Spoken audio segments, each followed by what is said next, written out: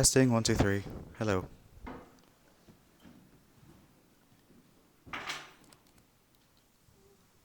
Everyone okay? Yeah? We all settled? Bit of a stressful start, but it's okay. Welcome back to beginner chess lessons. Today we're going to talk about tactics, right? So over the last couple of weeks, we've talked about stuff like the opening, we talked about the middle game, we finished the end game. We kind of went on a tangent last week about how to use our pawns. That one should have been like later on in the year, but I don't know why I included it last week. But it's okay. We're back to proper beginner chess now. We're doing tactics, all right? So I've got some learning objectives for you guys. So pretty much you should be able to know what a fork is, a pin, a skewer, and a discovered attack is. And pretty much we're going to implement these into real life chess positions, pretty much. And hopefully later on in the session, you guys will play against each other and you'll try to implement those into your own games. But first of all, how is everyone? How's everyone's weekend been? Good? Yeah? Any highlights of the weekend? No? Just normal weekend? Yeah? Okay. So we'll get started then. Tactics, pretty much. As you all know, I split these sessions into two halves. The first half is all the theory stuff, and then the second half is you getting to play the games and implementing everything. So we'll start with part one, with tactics.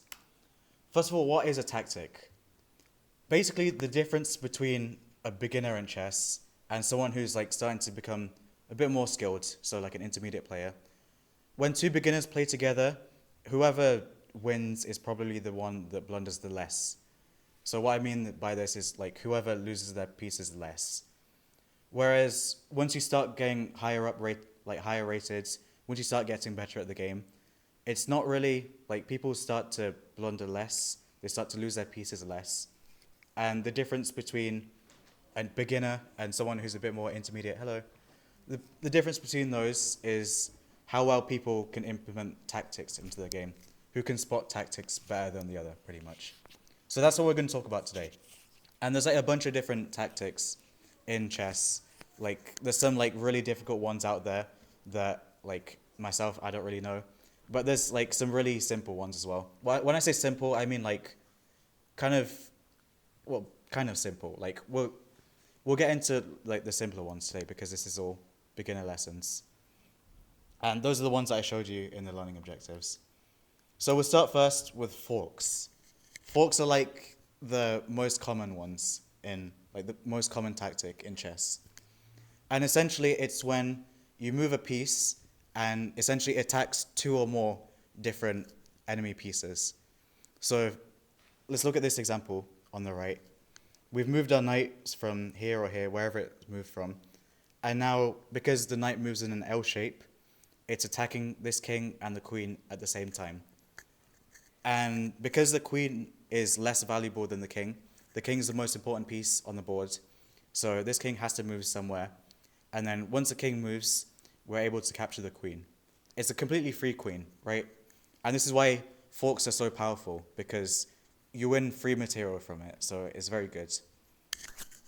I forgot to mention before, but this session is more like, we're doing a lot of activities in the session, so like, it's going to be more like hands-on, I suppose, rather than just me talking to you about it, because tactics are more hands-on, pretty much. Like, you gotta play the game to really understand it, and so that's what today is going to be all about, pretty much.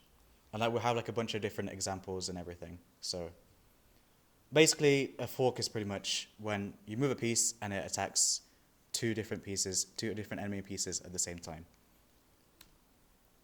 And there's good and bad forks, right? So pretty much, I've got another example over here.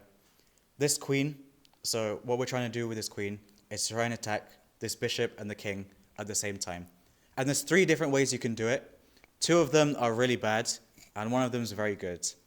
So the queen can move to d2, so over here.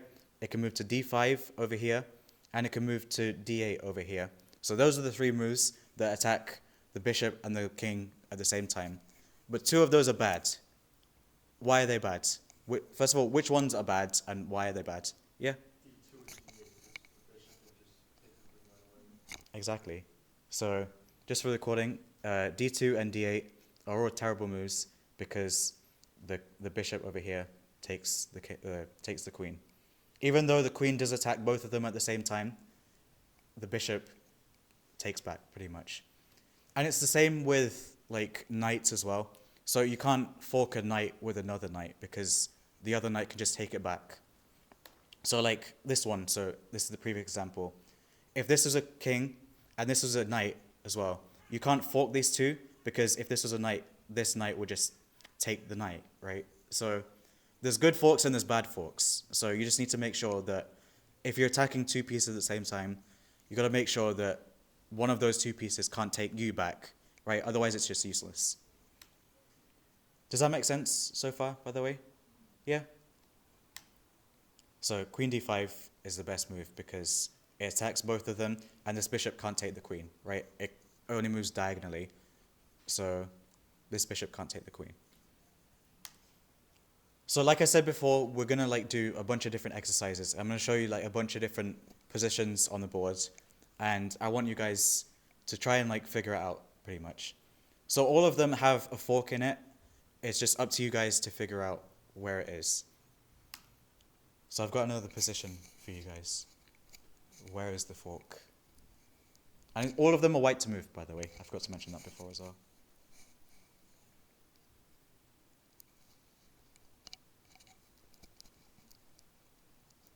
Any ideas?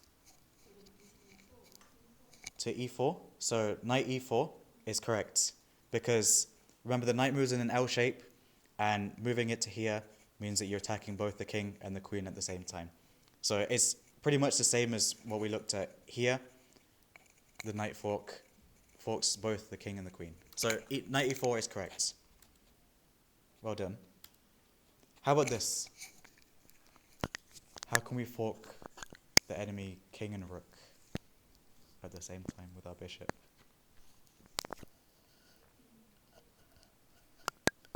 I think I heard the answer. d5? Yeah? How come?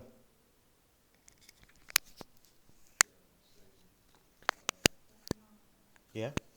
So, bishop d5 over here attacks the king and the rook at the same time. Remember the bishops move diagonally, so you're threatening both of these at the same time when you move to d5. So, the king has to move, and then you take the rook for free. So yeah, bishop d5. Well done, guys. How about this? This one's a bit more difficult because we have a bit more pieces. But it's the same principles as always.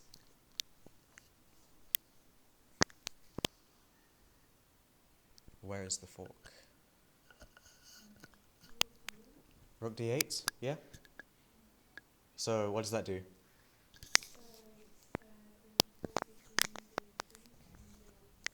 Yeah, exactly. So rook d8 over here threatens both the king and the knight for free. So remember the rooks move up, down, and left to right. So yeah, rook d8 is correct. How about this one? This one's a bit more trickier. What do you guys think?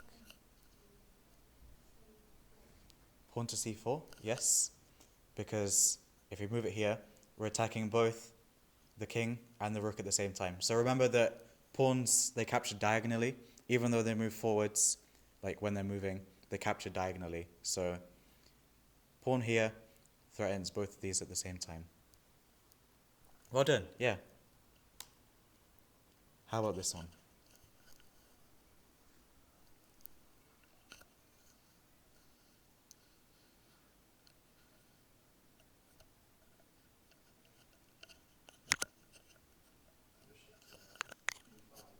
Bishop b5, yeah? What does it do? Forks the two rooks, that's correct. So bringing the bishop here attacks both of these rooks at the same time. You guys are doing well, like you're doing it pretty quickly, so well done, guys. I think I have two more of these. How about this one?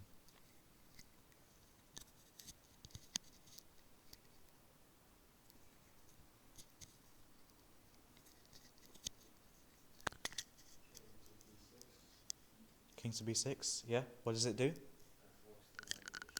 Yep. So bringing the king here to b6 attacks both the knight and the bishop together, and one of them has to move.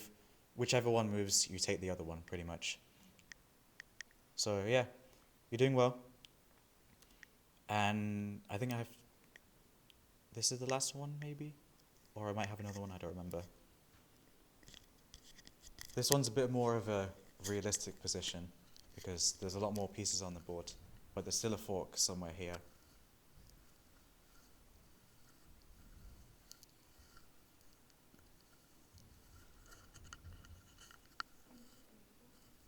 Sorry, what did you say? Queen a4. What does it do?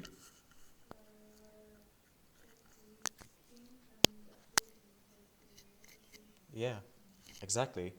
So Queen a4 over here threatens to capture the king and the bishop as well. So again, it's another type of fork. And you see like a bunch of these random queen checks here that there are forks as well. Like this is a really common pattern, pretty much. So try to find these in your own games as well. So anytime the queen can move out to the edge and attack the king, then it might be a good move. So try and like figure out in your own games to see if you can do these. Obviously it won't be a good move all the time, but if you can capture another piece from doing that, then it's all good. I have one more. Yes, this is definitely the last one. Where is the fork? Bonus points if you can find both forks, because there's actually two forks in this position. Sorry, what did you say? Queen to d8. So moving it here. Here? Yeah? What does it do? Knight and the king, yes. So queen d8 over here attacks both the knight and the king. There's also another fork in this position. Rook to b8. Rook to b8, yes, exactly. So bringing this rook over here, and does the exact same thing as well. It attacks the knight and the king as well. Another bonus question for you guys: which one is better? Which move is better? So we said there's two forks, queen here and rook here. Which one's better and why?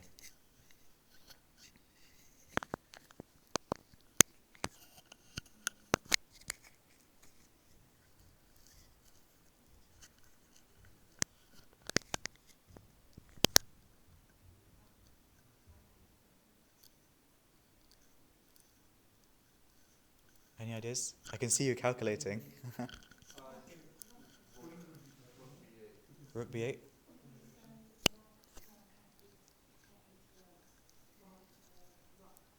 So I've had people say rook, and I've had some people say queen. You're saying rook, didn't you?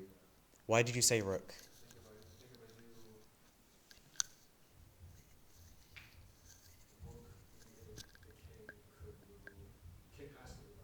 Yep.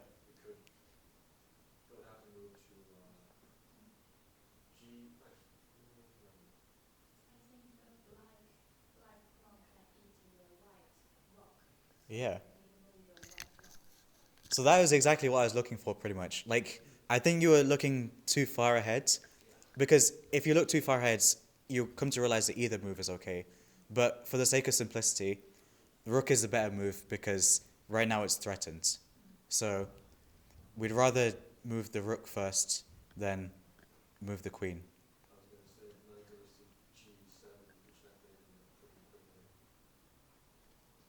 So like I've looked at this position as well. Like I've tried to calculate it as well. But either one, like even if you go rook or queen, the king moves like forwards. It can't move like backwards. There's no backwards moves. It moves forwards, and then you check with the other one pretty much. So either way, you don't lose the rook. So if I check with the queen, and the king goes here, we can still check with the rook again, and we don't lose the rook. But for the sake of simplicity, I asked the question because I just wanted to figure out like if you guys could spot that the rook was hanging pretty much. Like you're thinking far ahead, and that's really good. I like that. But for the sake of simplicity, the rook was hanging pretty much. Does that make sense, by the way? Like, does forks make sense so far? Yeah? Seems pretty simplistic so far? Yeah? That's good. So now we move on to our second concept of the day, which is pins. And essentially what a pin is that when you attack a piece, an enemy piece, the attack is really good. It's so good that the enemy piece can't move. Because if the enemy piece moves, then you'll be attacking another enemy piece of higher value. That sort of like doesn't make proper sense if you like speak it out loud, but on the position, like on the chessboard, it makes more sense. So I'll show you the example. And basically this bishop is pinned to this king, pretty much. Because if we were to move this bishop, it would unleash an attack on the king, right? And the king's the most important piece in the position, whereas the bishop is only worth 3 points, right? So this bishop cannot move at all. It's actually illegal, like there's chess rules, and it's illegal for you to move this bishop. So just to re-clarify, we can't move this bishop because this rook takes the king, and it's like not allowed, pretty much. So again, we talk about good and bad pins. So we talked about good and bad forks before, but there's good and bad pins as well. So in this position, you can pin the rook to the king with our queen. We can move it to a8 here, but you're shaking your head, yeah? Exactly, the rook takes it back. So just like before, try to make sure that if you're pinning a piece, try to make sure that it can't attack you, like as well. So if we look at this position again, the one that we had in the previous slides, this bishop can't attack the rook, right? Because it moves diagonally, it can't see anything directly in front of it. Whereas if this was a queen or a rook, then, so if this black bishop was a queen or a rook, we'd be able to take the rook, and it's not really a pin. Technically it is a pin, but it's a very bad one. So always be mindful of that.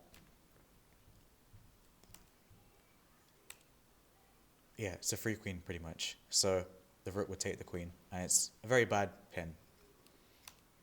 I've got some more examples. Today is all about like the examples, and like doing all of these helps you get better pretty much. I hope so anyway. So kind of straightforward, kind of similar to what we had before, but where is the pin?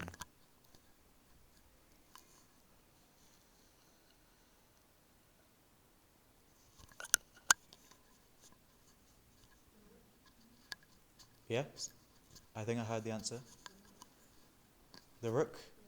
So this is kind of wrong because I thought I had it moved somewhere else. But pretty much the rook over here pins this knight to the king. So the knight can't move, because if the knight moved, we would be able to attack the king.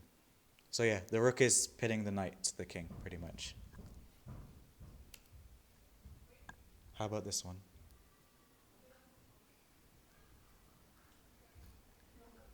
The rook's pinned, yeah? So the rook can't move because the bishop would take the king.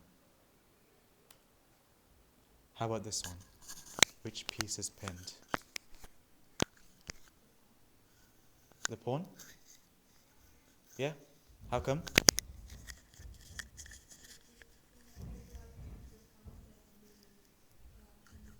Yeah, exactly. So this pawn can't move over here because if it moved, so if it pushed forward, then the bishop would take the king, which is again not possible. So this pawn over here is pinned. How about this one as well?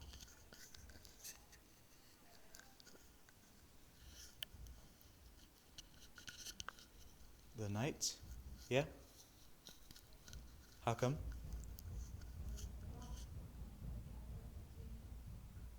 Yeah. So this knight is pinned because if we ever move the knight, this rook would attack the king. So yeah, well done. Image not found. Interesting. Also image not found. Hold on. Technical issues. I think my internet has gone. Nope, my internet has not gone. It's the same for all of these. That's very interesting. Okay, that's not what I had in mind, but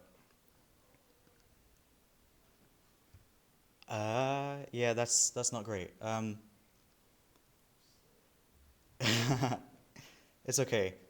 So I had like a bunch of other examples. Like today was all about those examples, but they're clearly not here. So I try and find some other ones online, but for now like I'll like show you all the other content pretty much. So there's another thing in chess called a skewer, and essentially a skewer is like a reverse pin pretty much.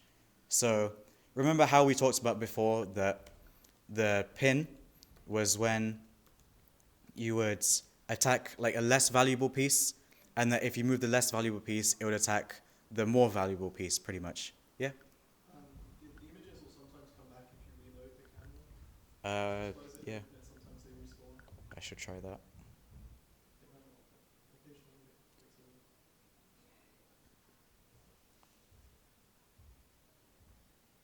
Otherwise, if you download it as a PDF, it forces them all to load onto that.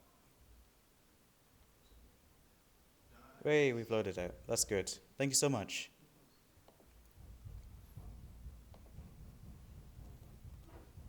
So before we talked about how in pins, pretty much if you attack a less valuable piece, if the less valuable piece moves, then you reveal the attack on the more powerful piece, pretty much.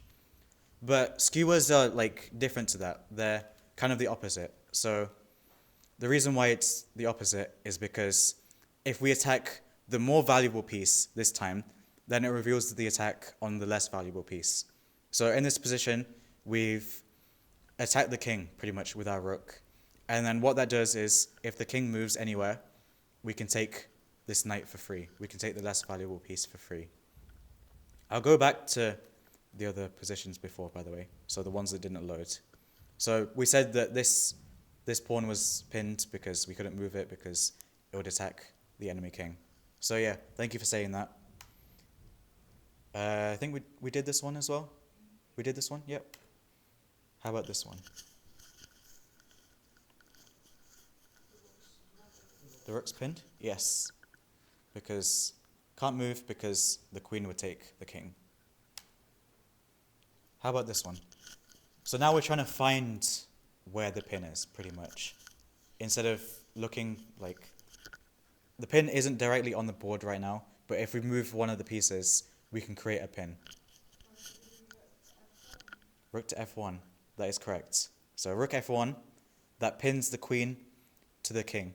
And then the queen can't move anywhere because it would lead to an attack on the king. So yeah, well done. It is rook f1. How about this one? What can we move to create a pin? Rook to e8, yeah? What does it do?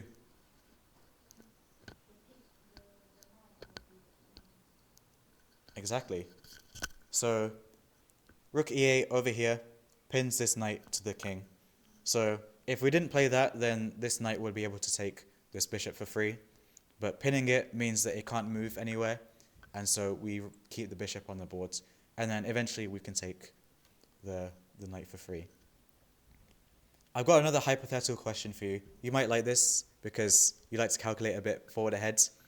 If we do play this, so rook e8 over here, what can white play, sorry, to try and stop them from taking the knight?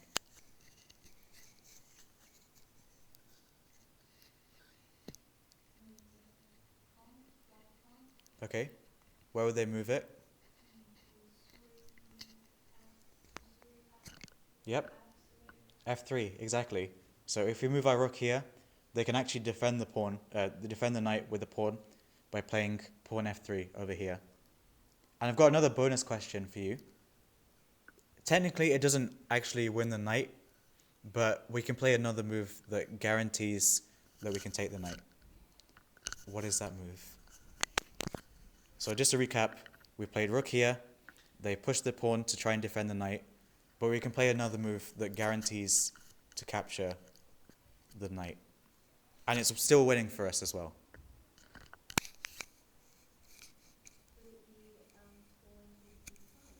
It is pawn d5. How come? Exactly. So if we play rook here, that pins the knight to the king.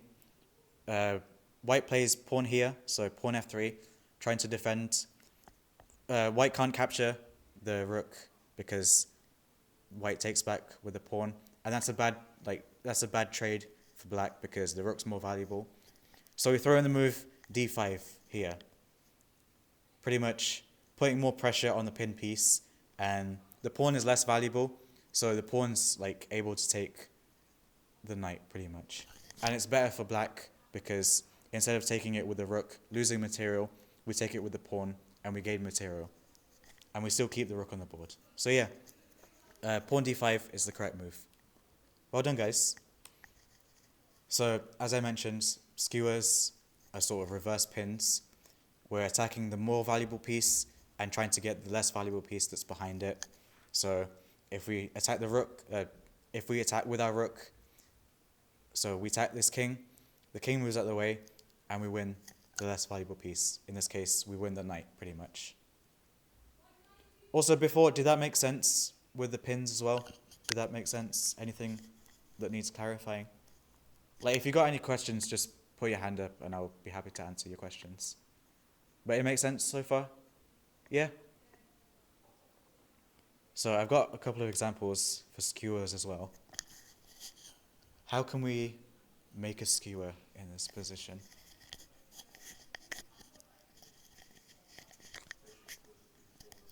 Yeah?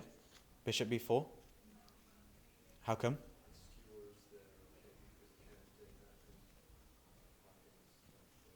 Yeah, exactly.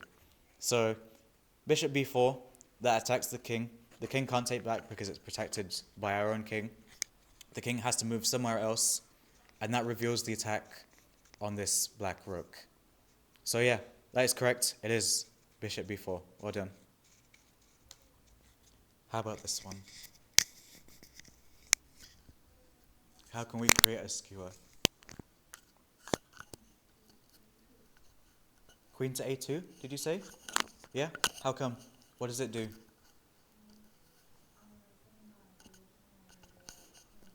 Yeah. So, queen a2, that attacks the king. The king has to move somewhere else. He has to move out of the way. And that reveals the attack on the black king. So, queen a2 is correct. Well done. This one's a bit more difficult, but you should be able to spot it. Where is the skewer?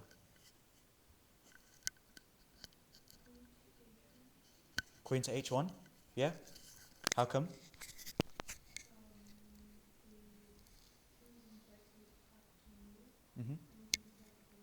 Yeah, exactly. So, queen h1, that attacks the king. The king has to move somewhere else, and we win the knight for free. I've got another bonus question for you. Some of you might have seen it already, but there's also a fork in this position. d4, yes. H. D3 and D7 should both work. Yes, d3 and d7 and h5 as well, yes. I actually didn't see that d3 and d7 existed. I just saw this one. So yeah, you're seeing more than I am, so well done. So pretty much queen d3, queen d7, they both attack the knight and the king at the same time. Same with queen h5. They both attack the knight and the king together. So that's a fork as well. So bonus points, you all got that correct. You saw more than I did, so well done, guys. How about this one? Where is the skewer this time?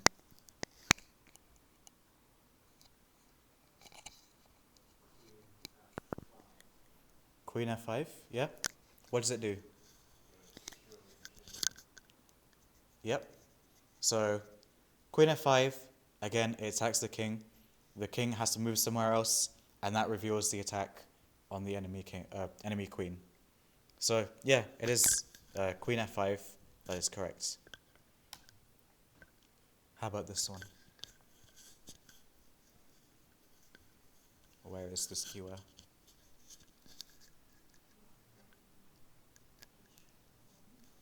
Rook to h1? Yeah? What does it do? Yeah? It does eat the bishop. What else does it do? Yeah, exactly. So rook h1 is also a free bishop. Yeah, that is correct. But then when the king moves out of the way, so it can move anywhere over here or here, we're able to take this rook for free because the king moves and it takes the free pretty much. I think that was the last one. No, that's not the last one. I think this is the last one. Where is the skewer? What do you guys think? This one's a bit more difficult.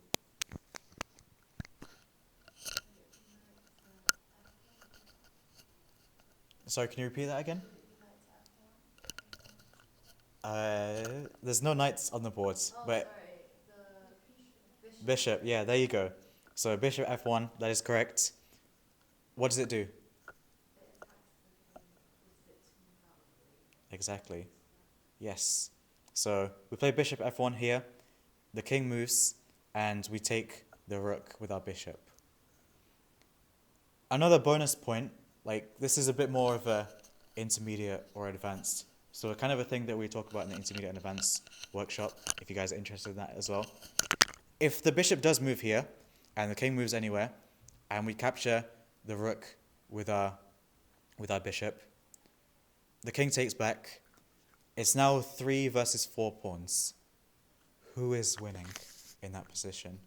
This is a lot more difficult question, and I appreciate that, but it's these kind of questions that help you get better, pretty much. White is better? How come?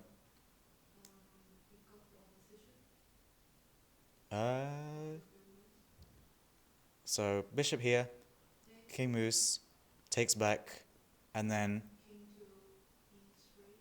king to e3. That is correct. So pretty much what I was going to ask for is that once all of this settles, there's 4 pawns versus 3 pawns pretty much. And whoever has more pawns has the advantage pretty much. You were thinking a bit more detailed about it, of course, because you're a lot more experienced. But pretty much what I was looking for is that there's more pawns over here. And so white kind of has an advantage with that extra pawn. White can try to push all of these pawns and then try and promote to a queen and win the game with that. But yeah, you were looking way further into the future, king opposition and everything. Oh, I do have another one, actually.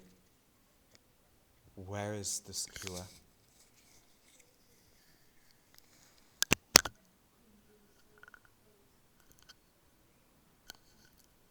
Sorry, can you repeat that again, please? Queen to C. Queen to C8. That is not correct, unfortunately.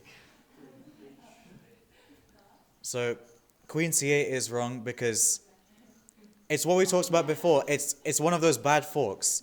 Even though it attacks the rook and the king at the same time, this rook takes the queen back again. So it's one of those examples of a bad fork, pretty much.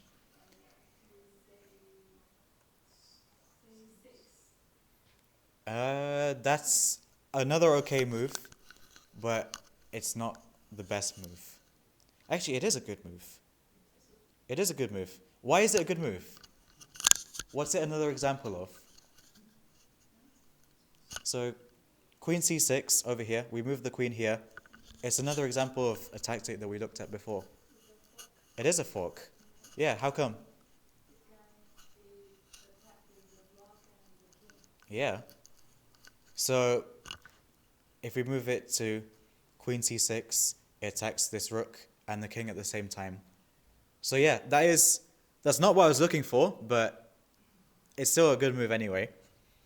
But we were looking for a skewer in this position as well. Where is the skewer? Queen h8. Yes, that is correct. So the queen moving all the way to this edge of the board attacks this king. The king moves out the way, and we win the rook. I've got another bonus question for you guys, because I literally just saw that the queen can go here as well, and that's another fork. But if the queen does go here, forking these two pieces, this rook can go here, right? So it can block the check and kind of save itself. What does white do after that? So we've moved the queen here. This rook blocks. What can we do from there? Queen a8 is correct. So this is an example of, so moving it here, attacking these two together. It's kind of a pin, kind of a skewer at the same time. Exactly, it's like a half pin pretty much. They're both exactly the same, but moving this out of the way reveals the attack on the other rook pretty much. So yeah, even like 3-in-1 pretty much. I didn't even realize it was that complex. But yeah, you guys all got it, so well done. I really like that. And finally, we're going to talk about discovered attacks. This is the final one for today's session. And pretty much what a discovered attack is. Also, first of all, did you guys understand skewers and everything? Do you guys have any questions about it? No? Feel free to ask halfway through, if I'm explaining something and it doesn't make sense, then definitely put your hand up and ask. Because that's what I'm here for, you know. But pretty much discovered attacks. They're not what a discovered attack is not you sort of discovering that you can make an attack. It's not as simple as that. But pretty much it's kind of similar to forks and skewers, where there's two of your own pieces this time, and if you move one of them, it reveals an attack on the enemy pretty much. And I appreciate that doesn't really make sense in words as well, but looking at it on the position really helps you understand it pretty much. So in this position, we have a discovered attack over here. So let's say if we move this rook anywhere, so anywhere that it can move to, it reveals an attack on the king pretty much, because anywhere it moves to, this bishop can now see the king, right? So anywhere the rook moves to, it attacks the king. And what's good about this is that this rook can move literally anywhere it wants, because it's kind of saved by this bishop, right? This bishop's attacking the king, and that gives this rook pretty much legway to go anywhere.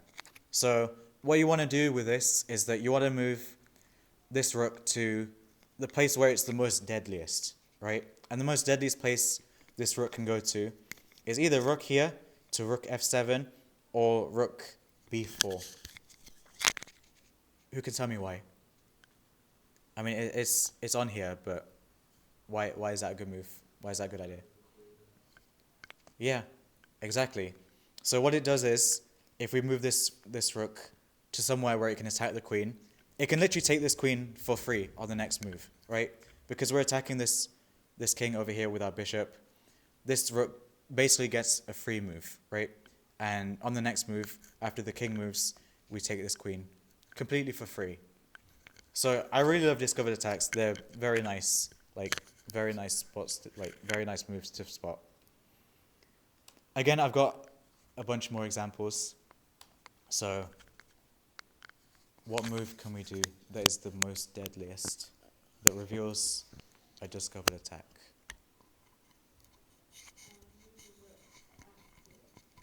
To f4? Yeah. What does it do? It does, yes. So rook f4, or even rook e8 as well. Both are good moves, because they both attack the queen, and moving this rook discovers an attack on the enemy king. So wherever this king moves after that move, we can take this queen for free. So yeah, that answer was correct. Well done. How about this one?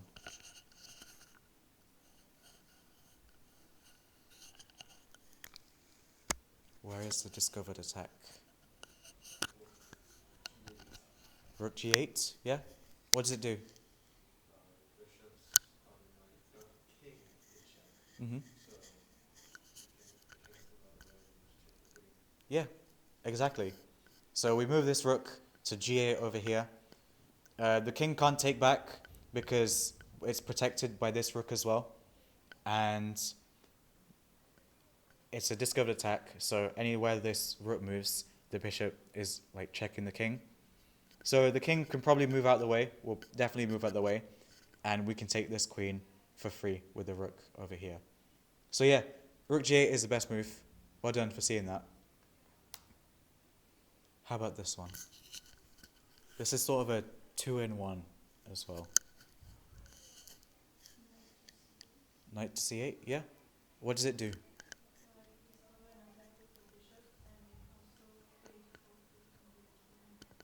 Perfect. Well done. So pretty much, if you go knight c8, it's a discovered attack on the king. And what it does is the king moves out of the way anywhere, and we take this queen for free. It's also an example of a fork. As you said, the queen and the king, they're both attacked at the same time by the knight. It's also an example of a discovered check. So not just an attack, it's also a discovered check, because this knight moving also creates a check on the enemy king. So yeah, that is correct. Knight c8 is the best move. Well done for seeing that. How about this one? What is the most deadliest move in this position?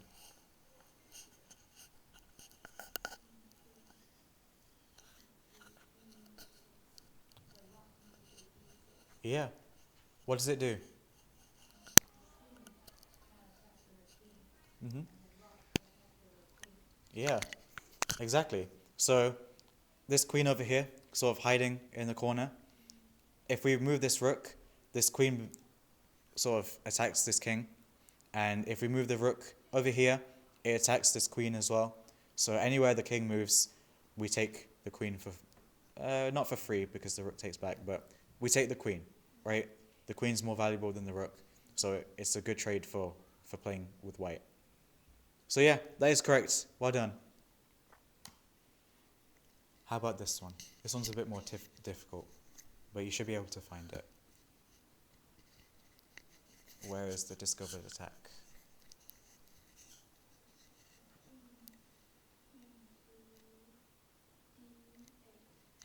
Queen to d8 is... Queen to d8 is not possible.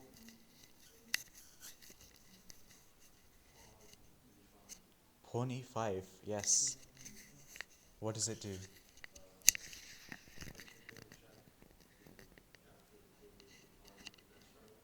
Exactly.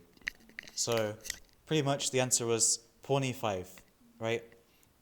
When the pawn moves, this queen now sees this king, but at the same time, when we push this pawn, we're also attacking the queen at the same time as well. And because the king is more valuable than this king has to move because it's in check. And wherever it moves, we can take the queen on the next move. So that's basically a completely free queen. Yeah, well done. You saw that like pretty quickly. And I think this is the last one. Where is the discovered attack? What is the deadliest discovered attack, I should say?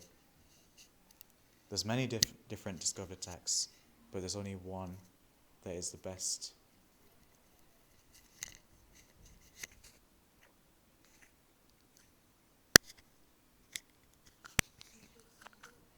Bishop c4? Yeah? How come?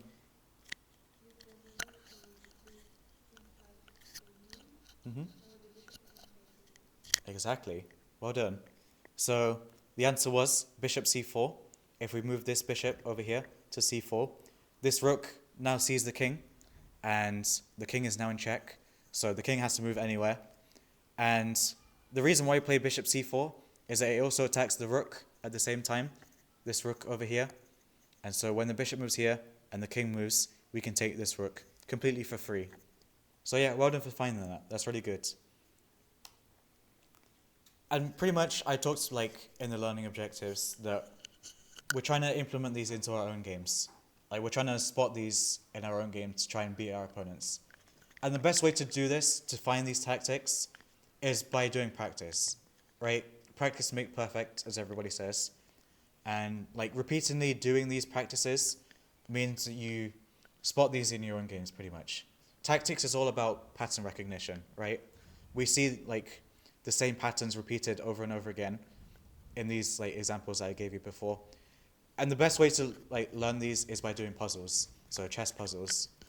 And pretty much there's like loads of websites out there. So the main two, the chess.com and LE2 are the best ones because I say LE2 is better because it has unlimited puzzles, and pretty much you can like consistently do them, like constantly do them, and you get better at these pretty much. You spot them in your own games and you get better at chess by doing that. And so that's like all the content for today. And now it is your turn. Pretty much it is 8 o'clock, so obviously like if you do want to leave because the session finishes at 8, you're more than welcome to. But for the people that do want to stay, you can play against each other and try and like find these tactics in your own games. Another thing you can do is like go onto chess.com or LE2, try those puzzles, like try those like tactic specific puzzles and like have a go at them, right? But if you're bored of them, then like, because we've done like a million of them today, that's completely okay. But whatever you guys want to do, like you're more than welcome to. But pretty much, thank you guys for coming. Next week, we're carrying on with tactics. We're doing the CCA method, so checks, captures, and attack methods. But that's not all next week. We'll focus on this week today. But yeah, thank you all for coming. If you want to like play against each other, try and get all of these tactics, like try and figure out some tactics, then you're more than welcome to. But yeah, thank you guys. I appreciate that.